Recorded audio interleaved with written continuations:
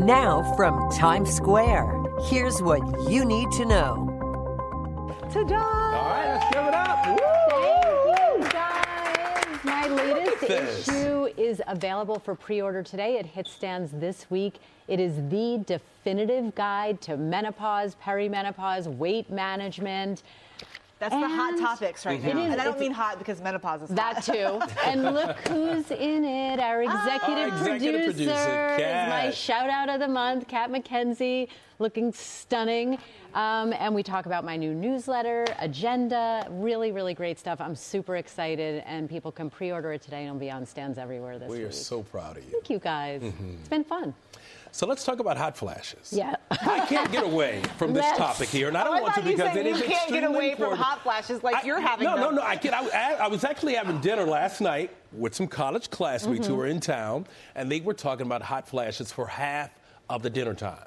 I kid you not. And I think I had one as I walked onto the set. Our director, Adam, had to make it colder in here, literally. But there is news for women's health and in menopausal health and well-being with clinical trials, data just reported by the drug maker Bayer about a new class non-hormonal medication to treat hot flashes in terms of lowering their severity and their frequency. It works in the brain in something called the candy neurons, and not the kind of candy that you can eat.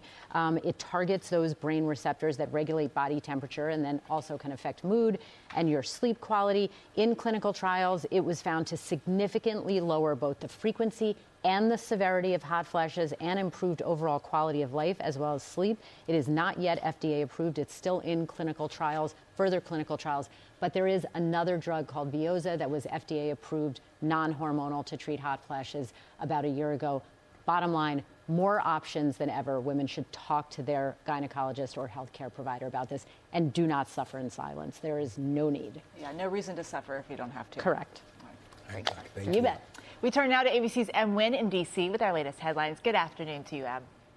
Good afternoon, Eva. Great to see you. And we begin with a developing headline overseas. Iranian officials confirming the death of the president, Ebrahim Raisi, the country's foreign minister, and others after a helicopter crash in foggy weather in the mountains. The president was last seen on board that chopper with other officials after opening a dam in Azerbaijan. New elections will be held in the next 50 days. And the International Criminal Court's chief prosecutor at The Hague calling for arrest warrants for the Prime Minister of Israel and his defense minister, as well as top Hamas leaders for crimes against humanity around the October 7th attacks. The announcement deepening Israel's isolation as it presses on with the war in Gaza.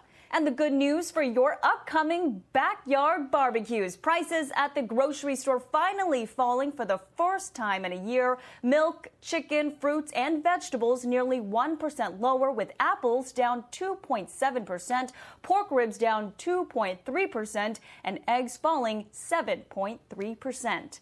And now to our Ginger Z on the rough night in the heartland with a number of reported tornadoes. More than 400 severe storm reports since Friday. Look at that debris flying right in front of the storm chasers there in Custer City, Oklahoma on Sunday.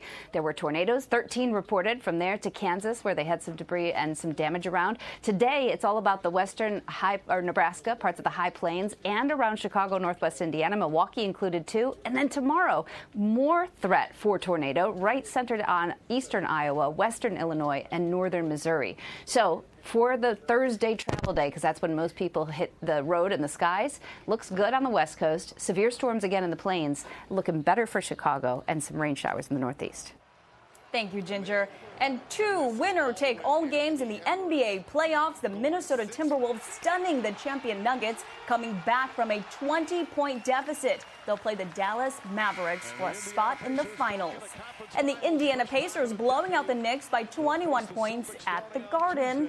And, of course, the Pacers face off the Boston Celtics tomorrow night at 8 Eastern on ESPN. Now, I want to go back really quickly to weather, because the tornado that hit Houston, Texas, actually hit where my family was. So they lost power, they lost AC, and it's extremely hot during this time. So my heart just goes out to them, as well as anyone else who's affected by the severe weather. And we second that. I hear some of the power there won't be restored until Wednesday for some people. Yeah, hopefully they're able to get that power back on quickly. All right, Em, thank you very much, and the best of luck to your family as well. Still ahead on this Monday on GMA3, the on-camera apology from Sean Diddy Combs. Brian Buckmeyer digs into the latest allegations around that disturbing 2016 video that we have all been seeing.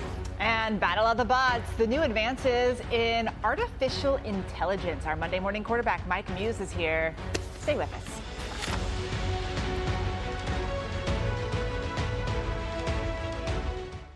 Welcome back, everyone, to GMA3. I want to quote these words right here. My behavior on that video is inexcusable. I take full responsibility for my actions in that video. Those are the words of Sean Diddy Combs following the release of a video obtained by CNN that allegedly shows Combs assaulting his then-girlfriend, Cassie Ventura, back in 2016. Yeah, that's the video there. It appears to support allegations in a lawsuit against Combs, which Ventura settled last year. And Ventura's attorney saying in a statement, the gut-wrenching video has only further confirmed the disturbing and predatory behavior of Mr. Combs. Now, here to break all of this down for us is attorney and ABC News contributor Brian Buckmeyer. Thanks so much for being here with us. First of all, a lot of people wondering, could Combs face any criminal charges for what we see in that video? So, simple answer, no directly, potentially indirectly, and I'll explain indirectly later, but directly, the allegations of what happened in LA, as the LA district attorney has come out, has said if these allegations are true and this video is correct, it happened in 2016, so the statute of limitations for any type of assault, whether it be 1 year or 3, depending on how severe it is, has already lapsed. So there cannot be direct charges to this assault, but we could see this video and these allegations in future litigation. And Combs is already the subject of an ongoing federal sex trafficking investigation. Back in March, Homeland Security raided his homes in Los Angeles and Miami, seizing multiple electronic devices.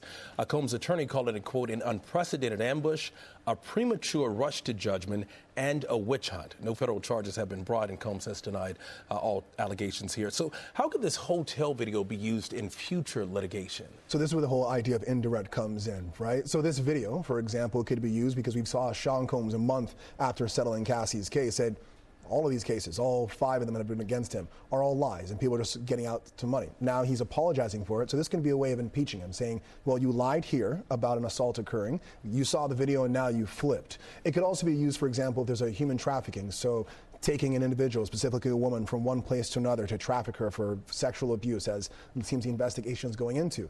This could be used to say, hey, look, he uses force to coerce and to abuse women, to take their property, to keep them in his inner circle. A video like this and the testimony from Cassie could be used indirectly in other cases. Think about how Harvey Weinstein was prosecuted, where 3 women's allegations fit the charges, but 4 others were what we call prior bad act witnesses. So you heard DeMarco read that statement from him, that apology from him. As a lawyer watching that happen, was that a risky decision or was that a good decision? Well, first and foremost, as a person, I don't think that's an apology. Usually, I think of an apology as you direct it to a person and for specific actions. And clearly what's left out is what he's apologizing for and to who. But to answer your question even further, going as attorney, again, someone's going to go up there and question and say, why the apology now? You talk about going to rehab. If you had went to rehab, why didn't you come out earlier when these allegations came out or before the video came out? There are so many questions that would be asked of him if he ultimately decides to take the stand, if there's an indictment or a case, that I think this statement could hurt him more than help him. So Cassie's lawsuit that she settled with Combs last year alleged that he paid the hotel to sort of keep that video from surfacing. What do we know about those allegations there? So, as you said, the allegation comes directly from her lawsuit that Sean Combs paid $50,000 to a now closed hotel. And so, to answer the question, surely, probably not have any kind of civil liability, because in of itself, paying to get a video or paying to keep a story quiet is not illegal, as we've seen with the Donald Trump hush money case. But how you do that, so if it's documented in a certain way, you sell off this video and you say, oh, I'm just selling off assets, and it's incorrect. So something that happened to me at a store, I could pay the store, or my assaulter or whatever could pay the store to keep that video from surfacing and not face any type of legal ramifications? Theoretically speaking, yes. If that store doesn't have a policy that they're going against, or there's nothing per se illegal as to how they're receiving that money and then documenting it, yeah, there is no real repercussions for those individuals, especially if the company is closed and there's no one really to go after. Wow. ABC News contributor Brian Buckmeyer. This is a story we will continue to talk about. Thank you so much. If you or a loved one is experiencing domestic violence, please call the National Domestic Violence Hotline at 1-800-799-SAFE or go to thehotline.org. When we come back, the new strides in AI. But is it really like having your own personal assistant? Our Monday morning quarterback is on it. We're back in a minute. Mike is here. Tuesdays just got cheekier with 20% off your favorite foods all day on Just Eat. Did somebody say just eat? Participating restaurants only. €20 minimum spend. Delivery and service charges apply. See justeat.ie for details. We've got the exclusive view behind the table. Every day, right after the show, while the topics are still hot, the ladies go deeper into the moments that make the View the View. The Views Behind the Table podcast. Listen wherever you get your podcasts. All right, let's get down to business. Welcome back to GMA3. They're already dancing, even Mike here. Today, we are talking Battle of the Bots. There are new developments from the two of the biggest artificial intelligence companies, and they are fighting it out with their latest skills. Yeah, it was a big week with presentations from Google and OpenAI to show their updated capabilities. Our own Mike Muse is here to break it all down for us. Mike! Hey! So good to have you. Okay, what's happening? Happy Monday. So what happened? Cat had it with the music. That was a perfect song to talk about technology. Let's get down to business, folks. So you saw OpenAI with their ChatGPT 4.0 launch their latest developments with artificial intelligence looking like. And you also, too, saw Google at their I/O development conference unveiling their AI development across their suite of products. The biggest takeaway that we're seeing right now in this battle for artificial intelligence and who's going to remain dominant in this space is that we're seeing that these products now have so much more reasoning and intelligence associated with their products, which makes it such game-changing. And literally my mouth was open the entire time while I watched both of these presentations. The second thing is that these new products now are very conversational. It's just like me talking to you, DeMarco and Eva. I can talk to these products in the same way, which is also too game-changing. But really it comes down to the multimodality aspect of that. And what I mean by multimodality is that now, besides just using text for input, you can do speech, you can do video, you can do gestures as an input, and then the system will output a reimagined story. I was about to talk about that. Video. So what does this mean for me, everyday people, every day? I love how you asked that question because, you know, DeMarco and Eva, everyone is coming from AI from a place of fear. My thought process is, look, folks, AI has left the train station. We can't put it back into the box. Let's embrace the innovation aspect of it, put guardrails into it. But for me, the theme of last week was the democratization aspect of it. What I saw ChatGPT do was so game-changing in the sense of it helped tutor the developer through linear algebra. As a STEM major, engineering major, I would have loved to have had that to help tutor me on complicated problems. Now, yes, anyone can cheat, obviously, but you have to know your stuff when it comes to the midterm and the final exam. And so it gave you hints along the way through each line. So democratization of tutoring. The next thing, for me as a small business owner with my founding company that I started, our biggest issue was trying to find images that we were trying to convey that really conveyed what our company was about. Now, with Google's Imagine 3, I can say, hey, create something between me, Eva, and DeMarco having fun at the table, and it will output this incredible image of us looking alike. So there's more good than bad, because when you think of AI now, you think of, one, crimes, but you also think, okay, is it going to take away our jobs? Yeah, obviously, but then that comes down to what we need to do is force, this election year coming up, is force our government officials to create what we call retraining the workforce, right? And that starts with K through 12 systems, really understanding coding and language and science and technology, really looking at the manufacturing process. How do we convert manufacturing plants to more sophisticated and advanced plants, but also to train the workforce for vocational jobs, right? Fixing the computers, building computers. And so it really is just repositioning the workforce. I know I use it to find the best recipes online. It works really well for that. Yeah. Cycles out all the stuff you don't want to look through. That's true. And we were listening to music just now. Also, to what Google released is also to Music AI Sandbox that democratizes people who are interested in making music, being an artist. They can now make music at home so much easier. The Music Man is happy. Thanks, Mike. And we will see you for next Monday Morning Quarterback. Up next, just ahead here on GMA3, managing your hunger hormones. Dr. Jen has that. Plus, the bravery of the students who helped end segregation and the young students of today bringing their story into clear focus once again.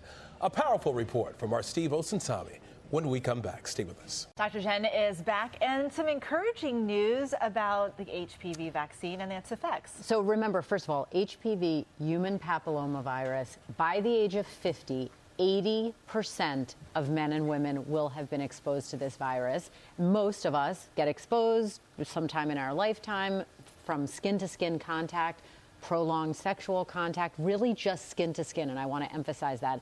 Most of us clear the virus, but some people go on to develop HPV-related cancers, oral, vaginal, vulvar, anal, penile cancers. The HPV vaccine, which was approved in this country back in 2006, now we have data, and I don't want to get bogged down in the numbers in this British Medical Journal article, but basically they showed over 600 cases of HPV-related cancers in the UK have been prevented over a significant period of time with the use of this vaccine. I've spoken to oncologists who say, and I quote, "In the world of cancer, this is the single greatest advance in the last century." So again, in this country, it's approved for boys and girls. It's approved for adults up to age 45. So I think when you talk about what we can do to prevent certain types of cancer, even the less common ones, this has got to be at the top of the list. Any concerns about the vaccination? No. My concern is actually that people have difficulty uncoupling medicine and science from social behavior, and unfortunately that shouldn't happen. But parents should talk to their child's pediatricians about it, and if you're older than a child, know that you are FDA approved to age 45. All right, thank you very much. We appreciate it. We are back in a moment. Stay with us. Instagram has family tools that help your family have a safer, healthier experience on the app. When teenagers set up their Instagram profile, default private accounts ensure that what they post stays private to them and their followers. Selecting a daily time limit helps your teenager keep healthy habits on the app. And by setting up supervision together, you gain more insight into who they're following. Learn more about these and other family tools at instagram.com/family tools. Hey, I'm Andy Mitchell, a New York Times bestselling author. And I'm Sabrina Kohlberg, a morning television producer. We're moms of toddlers and best friends of 20 years. And we both love to talk about being parents, yes, but also pop culture. So we're combining our two interests by talking to celebrities, writers, and fellow scholars of TV and movies. Cinema, really. About what we all can learn from the fictional moms we love to watch. From ABC Audio and Good Morning America, Pop Culture Moms is out now wherever you listen to podcasts. All right, welcome back to GMA3. What you need to know: Simone Biles flying high on her way to the Paris Olympics, nailing the triple twisting double somersault known as the Biles 2, and that vault. Her husband, Jonathan Owens, jumping to his feet. Biles winning the all-around title in her first event of the year at the U.S. Classic. She is back. You go, girl. Spinning that many times is insane. But it is like absolutely insane. But I like to imagine you doing this because you were a Could you gymnast. do that, Eva? In my mind, you can. They named just it saying, after her because she's like the only one who can do it. But before then, it was the Eva 1. No, the Eva 1 was me standing on one leg. Dr. Jen is here with her prescription for wellness. Okay, so today we're talking about how to manage hunger. Behaviorally. I talk a lot about this in my magazine because there are hormones that can make us hungry. There are medications that can make us hungry. So here are some hacks from my role as a nutritionist as well as a doctor board certified in obesity medicine, things that I think can really help people. Number one, you want to increase your muscle mass. That is a backdoor way to kind of getting a grip on your hunger hormones. The more muscle mass, the better your metabolism will be. Eating more protein is critically important. We talk about this all the time. There's actually a formula so you can calculate what amount of protein you should be getting every single day. Sleep, absolutely a necessity. Your body will not be able to metabolize and process the energy you take in if you are sleep deprived on a regular basis. And then this is kind of basic and obvious, but it's so important. Yo-yo dieting, it doesn't work. It's not good for your mindset. It's not good for your psychology, and it's also not good for your body. Did you get the drink because you heard did. hydration? Oh, I did. He was like, Just for you. He was like, hydrate, tea. I needed it badly. All right, Dr. Jin, thank you very much. And folks, we would love to hear from you, so hit us up on Instagram with all of your medical questions at ABC GMA3. Just ahead here on GMA3, the young journalist telling the stories of the students who integrated the nation's schools. And a mom's quest to end the stigma around anxiety and mental illness in children. Much more when we come back. Stay with us. Welcome back. Betty Kilby was just 14 years old in 1959 when she was one of 21 black students who integrated her local high school in Virginia. She and the other black students faced harrowing resistance. As part of our series, A Defining Decision, Brown versus Board of Education, ABC's senior national correspondent Steve Osinsami introduces us to her and shows us the courageous steps she took in the name of equality. They told us not to look at the people, not to look at the crowd, to remain focused on going up the hill. Betty Kilby says she remembers everything about this day in February, nearly 70 years ago, outside Warren County High School in Northern Virginia. How tightly she held onto her clipboard, how cold it was, how cold they were.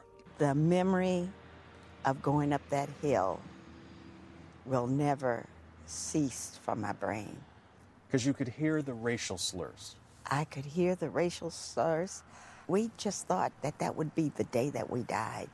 On their radios and televisions at home, they heard parents and governors say that what they were doing was wrong. Integration, mixing of the races in great areas of Virginia would absolutely destroy public education. Today, many people think that the U.S. Supreme Court decision that integrated American schools was just one case out of Topeka, Kansas. But Brown versus Board of Education was actually a combination of fights from across the country, including one from Virginia. Today, the surviving students of what was Moton High School, a segregated black school in Northern Virginia, are celebrating their walkout that led to one of the lawsuits here. We had no library, we had no cafeteria, we had no science lab. Also, we had hand-me-down books from the white school, and they were tattered and torn. So what happened is we went out on a strike for 2 weeks. All these years later, and their story has caught the attention of a group of talented Virginia high school students who produced this award-winning documentary. I get up in the morning and I said, oh, why do I have to go? Yeah, it was awful. The teenagers sat down with the changemakers, the black and white former students, old enough to be their grandparents, who they now call their friends. After those first interviews was when we really felt that passion, when we could put a face to the story and a friendship to the stories that we were hearing. It's one thing to read about history in a textbook, but when that person who made that history is standing in front of you, that really just gives you a deeper passion to share that history. They learned how the black students stayed safe by scheduling their classes so they could walk together in between periods. And they heard how the principals and teachers would refuse to even say hello. Betty Kilby shared with them a difficult story, how at her high school, in her senior year, when there were only 5 black students left, she says she was walking alone, and a group of white students pulled her into a room. And as I crossed the auditorium one day, I was grabbed.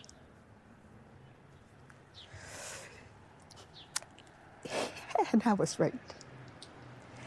And at that point, I begged God to take me home. And you, of course, could not trust that you could talk to anyone about this at the time. If I had told my father, he'd have probably tried to kill somebody. I tell people that if I had died that day as we walked up the hill, that it would have been more humane than the years that followed. Children paid the price. I paid the price. I gave up my innocence to integrate these schools. Not because we wanted better. We wanted the same.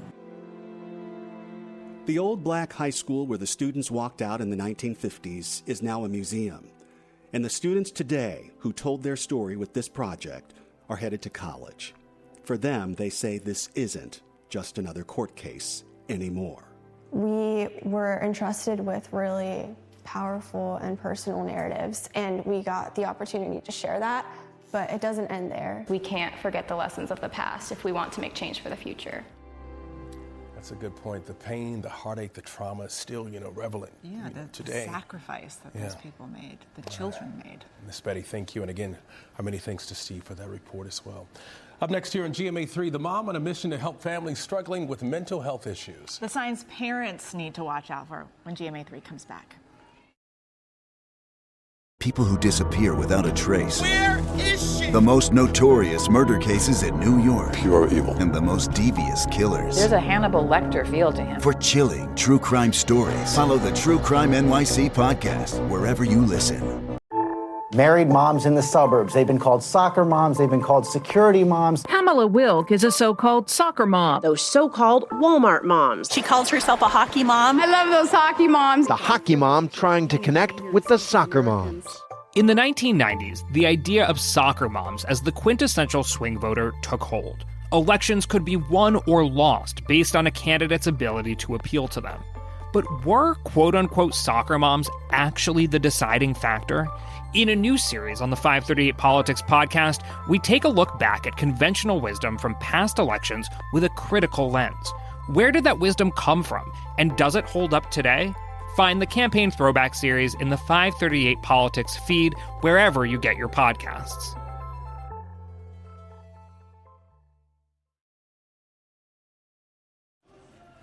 Welcome back to GMA3. Our next guest is setting out to change and challenge unrealistic standards in parenting culture. The author of I Can Fix This, Christina Kuzmich, chronicles her journey navigating her son's mental health struggles and reveals why being vulnerable can sometimes be the best way to find hope and healing. Please welcome Christina and psychiatrist Dr. Janet Taylor, everyone. Good to see you guys. Thank you so much. Very important topic here. Now, your son Luca was diagnosed with depression and anxiety when he was a teen. First, how is he doing? He's doing well. We take it day by day. The way he describes it in his chapter of the book is that mental health sometimes feels like a tug of war. Sometimes you're winning and sometimes you're losing, but most importantly, he has learned amazing coping skills that have really helped him. So why was it important for you both to come publicly with your story? You know, this is the book I needed when I was up all night, worried about my child. And even if you have the best support system, this can be such an incredibly lonely experience. And so both my son and I feel absolutely no shame, and there should be no shame about mental health. And I think that if we spoke about it more openly and loudly, we could save lives. One of the things you talk about in this book is realizing when it comes to parenting that you're not in control. Why do you think that's so important for people to realize? You know, when I found out my son was suicidal, as any parent would, I went into panic mode and fear mode, and I just wanted to fix everything. And when things I tried didn't work, I blamed myself, which parents do. And I had to ultimately accept that I can get him as much support as I can, but I cannot control this. And that is a crushing thing for a parent to accept, that I cannot fix this for my son.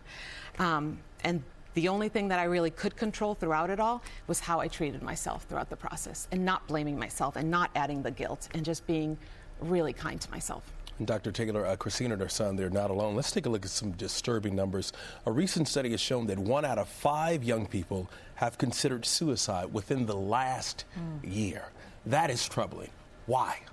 Well, it's troubling, number one, because as Christina said, as parents, we feel like we should control everything. But the other aspect is not only that, almost 70% of teens who have mental health issues aren't getting treatment. And so when you have a child who says they're depressed, and depression is sadness that lasts more than 2 weeks, talks about suicide or self-harm, low self-esteem, chronic feelings of worthlessness, we have to take them seriously. And certainly when there's a change in their pattern, school, relationship with you, like, we have to pay attention, because we want to keep our children healthy and happy, and that means taking care of their mental health needs. And that's what I wanted to talk about. So does it mean we're writing them off when they say, you know, I'm feeling a certain type of way, and we say, oh, you're just having a bad day, go lay down? Yeah, I don't know any parent that necessarily writes their children off, but what we have to do as parents as pay attention to their normal routines. So when they deviate, we can say something about it. To acknowledge when they tell us, you know, this is hard or I'm feeling this, acknowledge how they're feeling with empathy and love, and certainly not writing them off as you suggested. And the other thing is to understand when your child has a problem, the whole family has a problem. So we don't just point fingers at the child saying it's you. And lastly, I work a lot with individuals who have substance abuse issues. We have to stop normalizing vaping and drinking alcohol, and certainly when your child is using controlled substances like Percocet, because usually those are things they're getting from our households. And so understanding that's usually a sign that something's going on when you have a child that is abusing substances on the weekend. Like, that's not normal for kids. But it may not be writing them off, but clearly somebody's not paying attention. 1 in 5 within the last year considering suicide? Well, but here's the thing, Jamarco. When we say somebody's not paying attention, then that puts blame on a parent, right? And I think as a society, teachers, friends, neighbors, we have to start looking at what, as a village, how our children are doing. And part of the fact that 1 in 5 has suicide, we know that there are rates of trauma. We know there's a lot of things that kids worry about that's out of their control. And the last is access. We do not have enough access to mental health in our schools, you know, within our healthcare system. And how we raise our children, how successfully we raise them really has to do how well their mental health is. So it's an issue that we have to pay attention to. What would you say to those parents? Because Christina talked about this, the panic that ensues when something's wrong with your kid and there's nothing you can do to fix it. What would you say to those parents that are looking for something? Christina writes about it in her book. It's almost like a post-traumatic stress, because you're worried. Like, they could move the coffee cup one way and you're going, oh my gosh, what's going to happen? So there is that feeling of dread. But as in her book, knowing that you're not alone and to speak about it, because one of the things that happens is you feel like it's only happening to you. Mm-hmm. And that's the power of her book, is that parents can say it's not just me, and here's how to get help. And she's right, it does take a village. Yeah. Did you see any signs in Luca growing up? You know, when I look back, I can see a little here and there, but honestly, I just wish I had come from a place of curiosity sooner. I came from a place of assumption, going, oh, these are teen hormones. I got this. I know how to deal with this. Instead of really standing in awe of his story and realizing this kid is struggling. It's deeper than just teen hormones, teen moods. All right, well, thank you. You're helping a lot of people, both of you. Thank you. And if you or someone you know is in crisis, free confidential help is available 24 hours a day, 7 days a week. You can call or text the National Lifeline at 988. Again, Christina and Dr. Taylor, thank you very much. We appreciate it. And starting tomorrow, you can pick up Christina's new book, I Can Fix This, wherever books are sold, or scan the QR code at the bottom of your screen to purchase a copy. Still ahead, some surprises emerging from his work in politics and comedy. We are talking about Jordan Klepper, out with a new comedy special, and he's here to give us a preview. More GMA3 in just a bit. He's he's well-mannered. Putin is well-mannered, right? Absolutely. He knows where the fork goes, where the knife goes, which window the journalist goes out of. Yep. This is the traditional image of Americans that Russians have in their minds, that we're stupid, that we're gullible, that we smile at everyone like total idiots. Do you think the world would be safer with Donald Trump returning to the presidency? 100%. I know without a fact it would. Without a fact, it would be a safer world. Welcome back. That was a clip from The Daily Show presents Jordan Klepper Fingers the Pulse Moscow Tools, which premieres tonight on Comedy Central. And everybody's going to be watching. And with us now, rather, is the executive producer, writer, and star of the new special, Jordan Klepper. Jordan, thanks for being here. We appreciate it, man. Thank you for having me. Good to see you. So let's talk about this special. Why are you focusing on Russia and Vladimir Putin? Well, I spent a lot of time on the road talking to people at MAGA events. And what I've noticed specifically recently is this Russia tilt. People are embracing Vladimir Putin, holding him up as a strong man. There's even a stat that came out that over 50% of Trump Republicans think Vladimir Putin's a better president than Joe Biden, which is wild, and the party of Reagan to now be embracing somebody like Vladimir Putin. So we thought this is a good opportunity for us to dive in and see what is it about Vladimir Putin and where's this Russian misinformation coming from. I mean, it's kind of one thing to like vodka, for example, and another thing to like Putin. One can like vodka. Vodka is not a political thing. Are we talking about that this early? I love this one right here. You know where I'm just thinking of things that are She's a Russian. Tequila drinker, for the record. You're a tequila. Okay, yes. That is correct. But you mentioned that you're in the field a lot and you're speaking to a lot of people. Yeah. Have you been hearing things, or is there one thing maybe that stands out in your mind that you're thinking, wow, I am actually shocked by this? I would say, or many things. I mean, there's many things that have popped out. I ran into a woman in Wisconsin who said she watches Vladimir Putin videos to make her feel better, like videos of Vladimir Putin without a shirt riding on a horse. She watches those like cat videos. So you realize this has become part of a culture when suddenly people are turning to these little images for comfort. I wonder if she's drinking vodka while she's watching. This is you're really thinking about that vodka, huh? It is afternoon. You started with The Daily Show back in 2014. Jon Stewart was there, then he left. He's come back. What's it been like for him to come back? It has been a blast to have Jon back. He's a giant in late night comedy and a mentor, and it's so fun. Even though he's a giant, he's also a very short man, so it's so nice to have his little suits and little shoes around the office. It's really adorable. There was something about coffee machine. Is he particular about his coffee machine? he is a little particular about what he wants in his coffee. I'm the one who's mostly grumpy about coffee, but I'm a real diva on the set, so I will. That's mostly just a power move on my end. How do you strike a balance when there's a fine line between comedy and something so serious? I mean, I think with comedy, it's such a great way in which to be introduced into something so serious. So for this special, we're looking at Russian misinformation, which has real-world effects. It's affecting people's lives globally. But for some people, that's really dry. Some people don't want to dive into it. And so if you can find a comedic way in, make fun of yourself and maybe the perspectives you have, the naivete that you have, find comedy within that, hopefully you can invite people into the conversation to have a better awareness of the things that are affecting their lives. It's always better to have the conversation. It is. Jordan Klepper, thank you so much for being with us. And Jordan's new special premieres tonight on Comedy Central. And just check out the fit, the socks, the corduroy. I'm feeling good, guys. I'm feeling myself. Yeah, you look good. Vodka for everybody. Love it. And that is what you need to know for today. I'm DeMarco Morgan. I'm Eva Pilgrim. I'm Dr. Jen Ashton. For all of us here at ABC News, have a great one. Don't worry, we're not having vodka right now.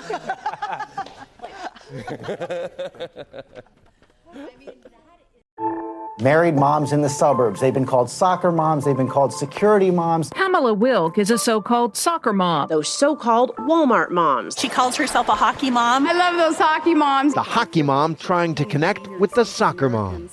In the 1990s, the idea of soccer moms as the quintessential swing voter took hold. Elections could be won or lost based on a candidate's ability to appeal to them. But were quote-unquote soccer moms actually the deciding factor? In a new series on the 538 Politics podcast, we take a look back at conventional wisdom from past elections with a critical lens. Where did that wisdom come from, and does it hold up today? Find the Campaign Throwback series in the 538 Politics feed wherever you get your podcasts.